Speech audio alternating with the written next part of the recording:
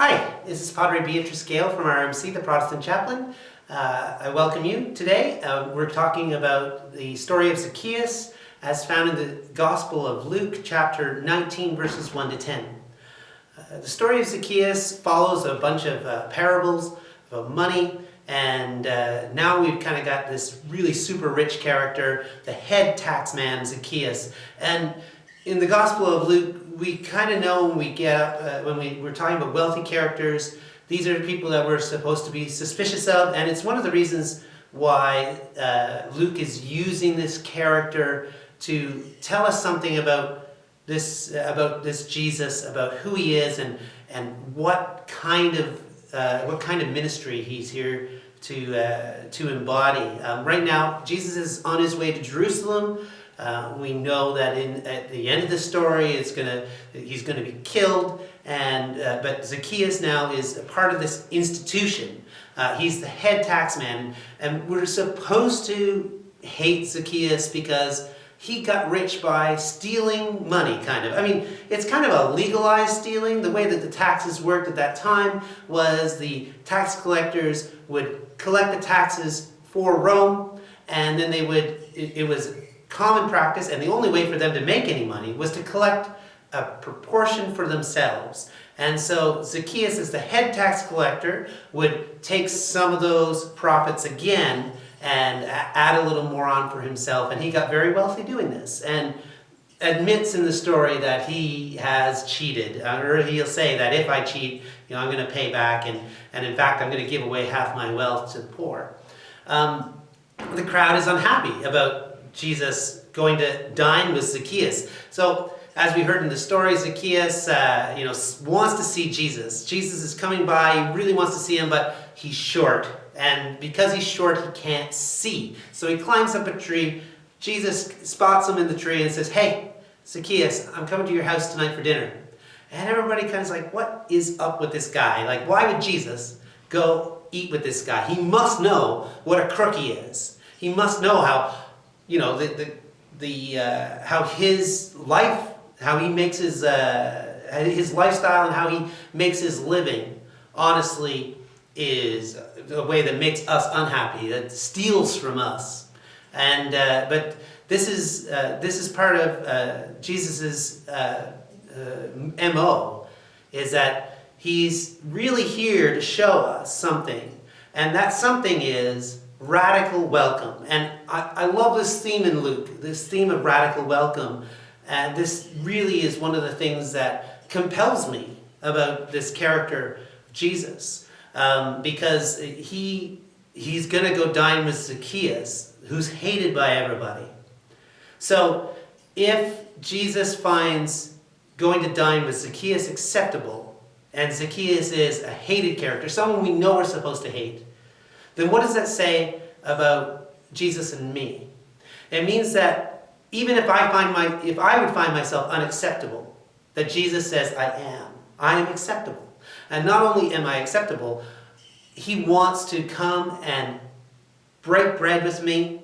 He wants me to look at who I am and to try to align that with the kind of values he's trying to teach, which are radical welcome again. So that means that I too, when I run into these Zacchaeus characters, the people that I find that I don't like, I will admit that I find extreme wealth quite distasteful. But Jesus would say that if I find it distasteful, then the sin is on me for disliking others. My job as someone who is trying to follow Jesus is to think about all those people that I find unacceptable and to try to find a way to dine with them so that I can learn not only to love them, but to show them what love looks like. Love looks like acceptance. And love looks like saying to someone who knows that they are seen as unacceptable. Although I think for Zacchaeus, he was living quite comfortably. So the community's rejection or dislike of him probably didn't bother him too much. He was sleeping quite comfortably. But there was something about him and something about Jesus, and he wanted to be a part of this. And when he's noticed in the tree, he instantly says, okay, I'm going to try to make my life right. And this is something, again, that we find with this character of Jesus, is in our interaction with him. He wants to shape us and to change us.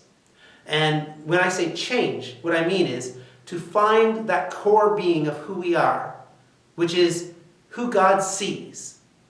God sees us. And when God sees us, God does not see someone who is unacceptable, but sees a beloved child.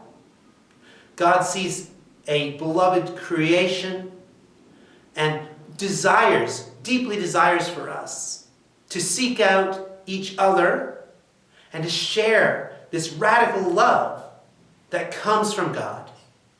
And this is partly when we say that Jesus is the embodiment of God. Jesus is this person that is saying, God accepts you. And it's not that God accepts you. For Zacchaeus, he accepted him before he repented, before he changed, before he turned around and wanted to change his ways. He accepted him first. And then his reaction to that acceptance was radical life change. A life which went from greed to generosity. And Jesus says that this is who he is. He's here to find the lost. And I know that in my own life, many, many times, I felt lost. And sometimes in that lostness, what it really turns into is this feeling that I am unacceptable. This mindset, in and of itself, is destructive. It's not to say we don't need to, like when we think that earlier there was a parable of the tax man and the Pharisees. And we see the Pharisees saying, thank God I'm not like this tax man. And the tax man is, in the back of the temple, the back of the synagogue saying, I am unacceptable. And we see here that prayer is the prayer that God is the one that God accepts. But it's not that feeling of being unacceptable that Jesus really wants us to hone in on, but rather to see at our core who we are. We are beloved. And we see this in the story of Zacchaeus played out on a radical scale. And so it is this interchange in between knowing that, I know that I'm supposed to be better. I know that I'm supposed to love people, and I can't make it there. But God knows me, and God sees me, and God loves me as I am, which does not mean that I don't have a responsibility in that relationship. And so part of this story too is asking us, like Zacchaeus, to be like Zacchaeus and to invite Jesus in. He doesn't really invite Jesus. Jesus does the invitation. But he invites Jesus by making himself visible, by going out of his way, by doing the extreme thing and climbing a tree. And so he climbs this tree, and because he wants to see. He wants to see, which again, in the last chapter, so you read Luke 18 as well, you'll see that this is that all of these themes are all coming to something here. And this is, we're really building up to the pinnacle of the story.